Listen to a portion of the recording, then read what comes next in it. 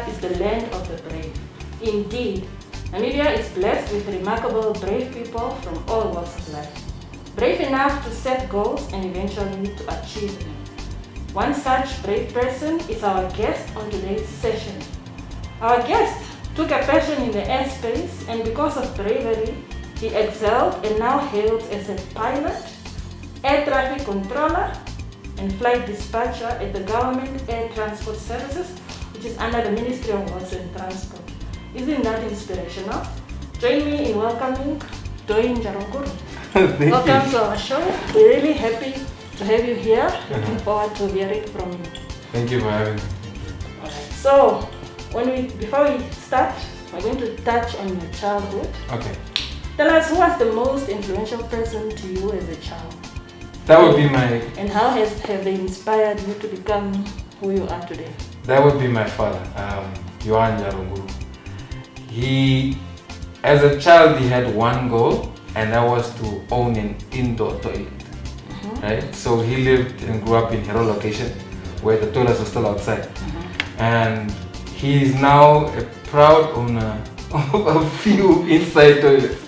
So he inspired me to, when you set a goal for yourself, to get there, to finish, no matter what it is that life throws at you, get it done. So he's one of those guys that, it's a cliche, right? But my father is my hero. Oh, beautiful. Yeah. That's nice to hear. I'd like to see one of those projects. So, as you were growing up, did you have any nicknames, and what was it called? So yeah, as a child, I had very big cheeks. So my nickname was Bolas. And then at school, I fell one day and broke one of my tooth, and then it created a gap. So now I'm known as the gap because I have this big gap. Yeah, it was huge gap. So yeah, it's Bolas or the gap. Yeah. Oh, so that's your nickname today. Yeah. Today. Oh, that's interesting. So may we address you as the gap? You may, please. Yeah. So the gap. Where did you attend your high school? So my high school career has two parts. So I was at Yanmore Secondary School, grade 8 up until grade 10. And then fortunate enough to finish my high school career 11 to 12 at Windhoek Gymnasium. Okay, here in Windhoek, right? In Windhoek, yeah. So how was your experience in high school? What did you enjoy as your subjects, and what extramural activities were you part of? So high school was really difficult for me. Not difficult, but I made it a point. I was bullied in primary school, so when I got to high school, I decided no more bullying. So that was one of the best parts of high school for me, that I wasn't being bullied anymore, and I was seen as the cool kid. And then I played rugby. I was part of the National Children's Choir and the National Youth Choir, so I also do sing. And then, and when I transitioned over to gymnasium, it was fairly a new school, so they didn't have the, the pre-athletics vibe and the hype. So when people start singing at the athletics and the different teams, so I was part of setting that up. So that made my high school career, finishing at gymnasium, very nice. Nice. You touched two things that I'd like to just touch on again. Yeah. Bullying. Bullying is still something that takes place at different schools. Yes. What would you advise children that are going through this terrible form of social evil? It's a difficult one because bullying evolves. It evolves from physical bullying to emotional, and then also social media.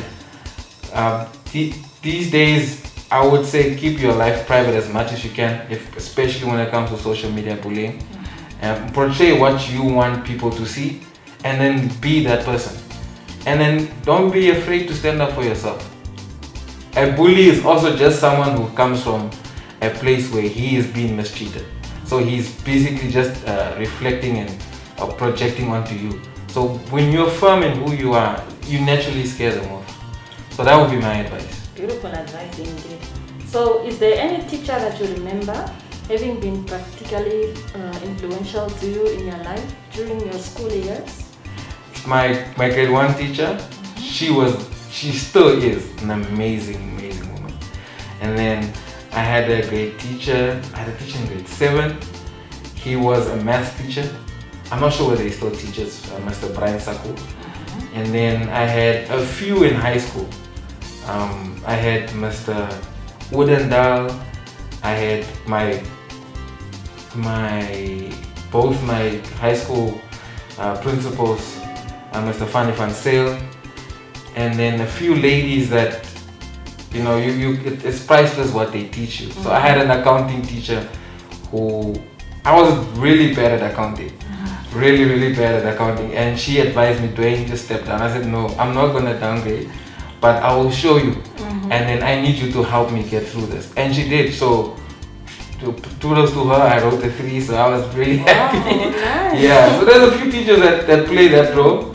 And then one of my instructors at ATC school, he was one of those guys that told me, Dwaine, if you don't grasp the opportunities and understand the magnitude of what it is you're doing, there's no point in doing this. So you need to get to terms of what it is you're doing quickly so that we can get to where we need to go. Oh, that's very inspirational. So how would you describe yourself as a student, both academically and socially? As an academic, I would pride myself as being very smart. I ace all my grades. I'm actually a second year business student at UNAM also. So I managed to pass last year. This year we're going on strong. So I'm as an academic, I would think I would grade. I'm amazing. Wow, right? wonderful, great. Socially, I'm the one people are always drawn to because I speak a lot. I bring a lot of energy to a room. I try and inspire people and see how I best can help, because when I help, I learn. And when someone is struggling with something, they see another angle I don't see. Like my objective is to learn from everything. That's very nice indeed, and we're happy to hear that. So fellow Namibians, there you have it. You're getting inspired already at the beginning of this show. How nice.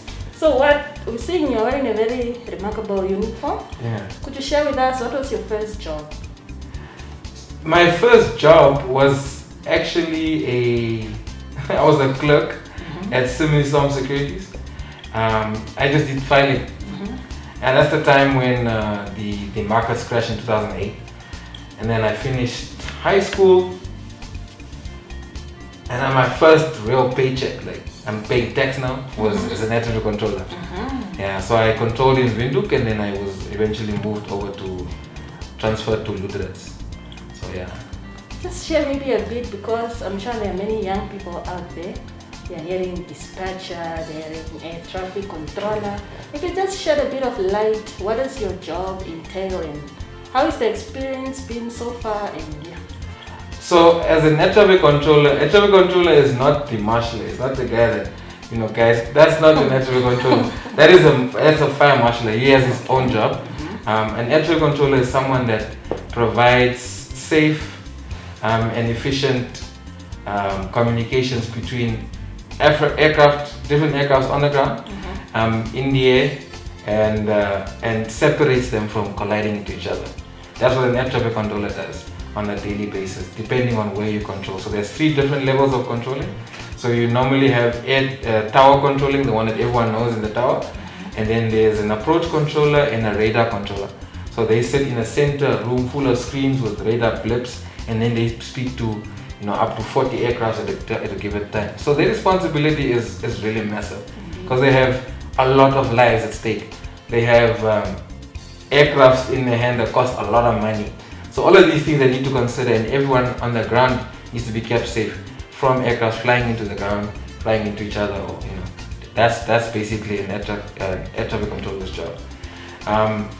As an aircraft dispatcher, so we do the planning. We're the planners. We're the guys that solve problems. So what normally happens with us, we will have a client that needs to go somewhere, right? And then I need to figure out how to get them there the best way, the safest way, the most cost-efficient way to their destination and back. So that's what I do on a daily basis. I plan flights, I roster crew, so I do crew scheduling. I make sure that all the departments in my building speak to each other, so they call us the heart of the operation. So I make sure that the maintenance department, flight operations department, and our general admin staff and our quality department, quality assurance department, speaks to each other, and we work together to create a common goal. So that's to provide, air traffic services to our current president, Dr. Hage Kaiko, our vice president, and our 2 former presidents, and then all other high-ranking government officials. So yeah, that's what we do. Wow, that's nice. Really good to hear and good to learn. Yeah. So if there's a young one out there that's now currently listening to this and really wants to follow in your footsteps, what would you say should they study and what path should they follow to lead up to be Junior Dwaine Ndjaronguru? So aviation is a very, very expensive industry. And because not a lot of people are exposed to the industry, everyone would take the flying route first. But that's the most expensive route. So I would suggest anyone who wants to be in aviation, whether that's an air traffic controller, a maintenance engineer, a pilot, is to find a route that suits your pocket first. So unless you have a scholarship, find a route that's easy on the pocket first, and then you get your foot into the door. Because once you have your foot in the door, the opportunities are endless. And that's what happened with me. So I managed to branch out on many other levels. Okay. Thank you for sharing that part of your life. So what is your most significant accomplishment as a professional? That is to fly a plane alone for the very first time. So I'm the first one in my lineage. Like there's no one in my family or my bloodline that's ever come before me, have set the path for me, so I can spread my wings. And I would want to have my kids and everyone else that follows me to be able to spread their wings even further. That's good. Congratulations on that. Thank you. You. What is the longest amount of time you have ever stayed with one company? And what was your position there? My current position now, at Government Transport Services now, we're going on a 5-year anniversary in June. Oh, in June? In June, that will be 5 years, yeah. We'll remember that to send you a congratulatory note. Thank you. Thank you. So happy anniversary in advance. Thank you so much. Okay, so what is your biggest influence? Who is your biggest influence in your career? That would be Germa Waka. He is the African guru of aviation. He is the gentleman that took, with the help of his government, that took Ethiopian Airways to where they are now. So if anyone wants to be inspired about aviation, go read up on Germa Waka. Okay, nice. Has he written any literature? I'm not sure whether he's written, but he has a lot of interviews and podcasts where people have interviewed him on YouTube and so. He served as the CEO of Ethiopian Airways for a few years, where he came up with a master plan on how to, they set targets for the airline and they achieved them, 2 years into their plan. He's now also I think he's now the chairperson of Rwanda Air. So he has left Ethiopia with his plan intact and they're executing his plan still. We can all attest to what it is they're doing now in the industry and now what he's doing with Rwanda Air similarly. So he's one of those guys that you don't necessarily have to be the pilot to make, to be great in your industry. But we all have different skills. So even if your skill is to manage, manage things and come up with strategies. Good, that's good to hear. So let's touch a bit about family. Okay. So how many children do you have and what is your goal as a parent? None of my own. I have no kids. None of my own. But I have a godson. And my goal as a parent is to eventually trust the teachings I've instilled in my children. And then have that just flourish. Just watch it do what it needs to do. Oh, nice. Yeah. Straight to the point. Straight to the point. Good, good. So if you were given 3 things to make you happy, what would these 3 things be and why? 3 things to make me happy. Not an aeroplane? That was number 1 on my list. I would say, wow. Without it, okay, nothing to do with my industry. No, that was on the lighter note. So you may family. Family. I would say like family takes preference above everything. Family, a boat. I would really want a yacht. Like I would be very happy if I had a yacht, and then and a passport that there was all the visas that allows me to travel every country on this planet. Like it's still one of my goals to at least visit at least 150 countries. Oh wow, that's nice. Yeah. So please keep track of that and keep us Yeah. posted when you have reached your mark of 150, eh? Yeah. Good. So do you get excited or scared when you meet new people? I get really excited because, like I said previously, it's an opportunity for me to learn, and I'm also just a social butterfly. I love engaging people. So when I meet new people, I'm not easily scared by someone's presence, but I'm more excited because there's an opportunity for me to take in. Yeah. Good. Okay, we're now going to touch on your political life. I know you're very young, but there are a few questions that we'd like to ask you. Okay. So the first one is, what do you consider to be the most significant political event that has happened during your lifetime? The appointment of Barack Obama as president. That has, the significance of that move as a black man becoming the most powerful president in the world, or the most powerful man in the world. That tells you there's no limit to who and what it is we want to achieve and what it is we want to become. That for me was the biggest. Good to hear that. So what social movements have affected your social conscience and how? Black Lives Matter, one. And then the one we had last year with the Shut It All Down, the gender-based violence one. I was raised in a house where a man respects a woman and a woman respects her husband. And for any man to beat a woman, we in our household do not see that man as a man, because one of two things didn't happen. He was never beaten by a man, or he's just an abuser. So I don't, it's a very touching subject to me, because I hate the fact that you can take advantage of someone that's vulnerable.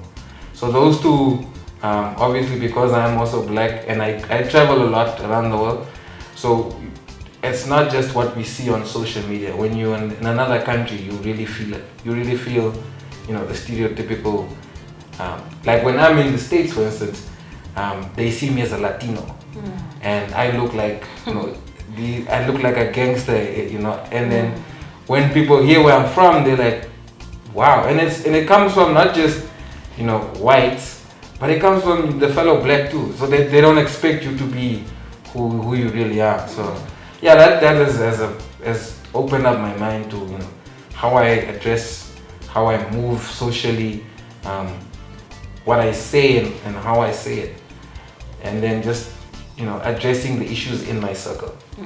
Yeah. Other than the present, which historical era would you have loved to live in? And maybe just elaborate a bit why. When the Concorde was still flying. So the Concorde is the mother of the skies. She was one of the fastest commercial aircraft in the world. So when you leave London, at 8 o'clock you'll arrive in New York at 8 o'clock in the morning. So it's a very, very short flight cross Atlantic. And this was one of those pioneers in aviation where people saved 10 years saving to get one flight. So I would have loved to be on that aircraft. And now, sadly, it's decommissioned because of one fatal accident. But yeah, the Concorde. Okay. If you had to choose, what one political or social cause would you give your life for? Gender-based violence. Yeah. So let's talk a bit about you as a Namibian. What do you admire about Namibia, and what makes you a proud Namibian? That Namibians care about what's going on in Namibia. And then when I visit the world and I tell people where I come from, and they do their research and they come back to me and like, wow, this place exists. I'm like, yes, I am from that place. Where the ocean meets the desert. We had one of the fastest athletes in the world. We still have one of the fastest female athletes in the world in terms of marathon running. We have had 3 great presidents thus far. We have women leaders. Like, we just recently our financial institutions with all of them being led by women, and just us being resourceful people. Doesn't matter what the world hits us with, we are resourceful. Indeed. So the world is moving into talking about innovation. Yes, ma'am. And innovation is something very crucial. The times that we are heading to, which is the future. What do you think is innovation very important in the Namibian context? And what's your advice to young Namibians that are sitting at home with innovative ideas and they basically don't know how to start it off or where to go? With where I see innovation going in Namibia, I think there's one direction we need to take advantage of, and that is artificial intelligence. If we can already gear ourselves to put that into our education system, that would be amazing for our country. And then for someone that sits at home with an idea, you see, I was taught at a young age, I am still very young though, I was taught at a young age, people will only back up until they've seen what you've achieved. So to talk in the mouth is not the way to do it. Execute even the smallest thing. I know resources are not readily available everywhere, but use your imagination, use the data you have to YouTube and Google stuff. Like YouTube is a university on its own. So you don't necessarily have to go to university, but use that the tools you have readily available to get to where you need to be. And then you'll see people will jump onto your wagon as quickly as possible. So just start. You don't need to do a lot, just start it and you'll see what will happen. Indeed. That's very inspirational to hear. So what are the top 5 things you cherish in your life? Top 5, 1, family. I cherish myself because I love myself. I am here because of other people, but self-love is a big thing for me. Airplanes, I work in a building where there are 7 aircraft, so I see them every day. I'm amazed by what I do.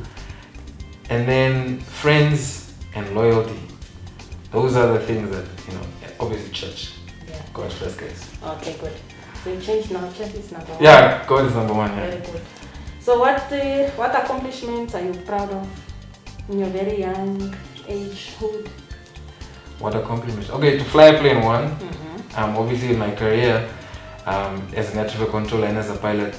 So when I finished both, that year I was the first at that institution to have both. And then I am the first in the country to have all 3. Wow. And then just visiting the world, seeing and representing my country, and being number 1 in a class where you have people from all over the world. Oh, that's good. As I said earlier, Namibia, land of the brave. We are really being inspired by Dwaine, and Nam Inspiration is quite very much proud of you. Thank you so much. So what is your most memorable travel experience seeing that you have been all over? Most memorable? Which was my dad and my mom. We, as young children, my dad made it a point to take us as far as he could. So we did this local or within Namibia. So we went to Spitskoppe, Swakopmund, and with that as a family, that the small, back when we still had not the digital cameras, the analog cameras with the film and stuff. That was one of the most memorable. And my first trip to Europe was amazing because I met up with my friends, and it was all our first time being in Europe, just exploring London, the city, and that was amazing, really amazing. And then I had a 3-month stint. I had a 3-month stint in Miami, Florida. So I was there. Wow, guys. I was on the beaches. It's weird because you hear the accent on TV, and then when someone speaks like them, and then you're like, Then I caught myself staring once and the guy was asking me, what are you doing? I was like, sir, just don't worry, don't mind me staring. That's nice. Very interesting. So what's the furthest that you've been from home? That would be Dallas, Texas. Mm. It's 22 hours of flying. Yeah, Dallas, Texas is very big. It's very, very far. Yeah, it's the farthest I've been. Did you have that feeling of missing home so bad, or No. were you interested in exploring? Yeah, so like I said, I'm a social butterfly. It was really difficult because at the time when I was in Dallas, it was just after the COVID restrictions were lifted for the United States. So I was fortunate to go to school, and I couldn't be social because of the COVID restrictions, you know. But I could order in food, so I would order all kinds of food: Chinese, Mexican, South Korean, you know, all of these foods. Just so I made videos on my Instagram, like I'm eating this today in the hotel room. You know, I'm far away, but yeah. That's nice. So now we are moving from calling you the gap to the social butterfly. So how would you like people to remember you? To remember me. Or rather, let's say, how do you think people will remember you? How do I think? Up until this point, the social guy, the life of the party, someone that has never, that doesn't see, that's like, I'm very optimistic, so I would always want to see the positive in stuff, and I love a good time. Like, for real, I really love a good time. So I would want to be remembered as, you know, someone that has opened doors for someone else, and who's willing to give the keys, you know, to open doors and not be selfish with opportunities. Yeah. That's good, especially when you said to be able to give somebody the keys to open the door. That's good because some people are not giving the key. Yeah. You know, they are refusing to give the key, and it's very important that we promote that culture of being your brother or sister's keeper. Yeah. Give them the key, let them open the door, see them grow, and you know. Yeah. And if that door doesn't work for you, there's another door with another key. You know? Yeah. Okay, do you find that faith and spiritual values play a role in your life and in the different aspects of your life? Very much so. So with flying, we're not made to fly. We're not birds. So we're doing something that's beyond what we are supposed to do. So to trust in your maker that this the normal is where my fundamentals were always laid. You know, we come from a house where God is number one, and we are taught every day. Till this day, my mom will still tell us, guys, did you read your Bible? Is there something I thought about that you need to, you know, to look into, or send you a verse here and there, and have people and appreciate people that pray for you. Those fundamentals must always remain. Always remain. What are you really bad at that you want to be good at? Procrastination. I'm fortunate enough to have achieved a lot in a very short span of time. And then there's what I've recently picked up about myself is that I have a tendency to relax and not take things as serious as they are, and to delay. I guess COVID was part of that, but there's other aspects of my life that improved. But just to improve on the procrastination part. Yeah. You know, now that you have spoken about that, I used to get that. Okay, I still do at times where you feel relaxed about an issue or something that you want to do. But then I think when you do that, then nothing happens. Yeah. You know, and you somehow stopping progress. Yeah, you're stopping your progress, and then there's no one else to blame, and then we'll look for other reasons to blame people. Yeah. So like I said in the beginning, just get it done. Indeed. You know, I'm still working on it. So yeah. Yeah, I also need to improve on that, and I'm sure there's somebody out there as well that I think we need to strengthen our inner voice and just get it done. So we're almost drawing to a close. So we just want to ask you, if you could be anybody in history, who would it be and why? I would be myself. Yeah, I love myself. I would come back as myself. Just because I've made history thus far, and I'm on a journey to make more history. So I would want to see this through first before I want to be someone else. Indeed. So we've come to the end of our inspirational session with Dwaine Ndjaronguru. We'd like to thank you so much for tapping wisdom from you. Thank you. Doesn't mean that we only tap wisdom from our seniors and elders.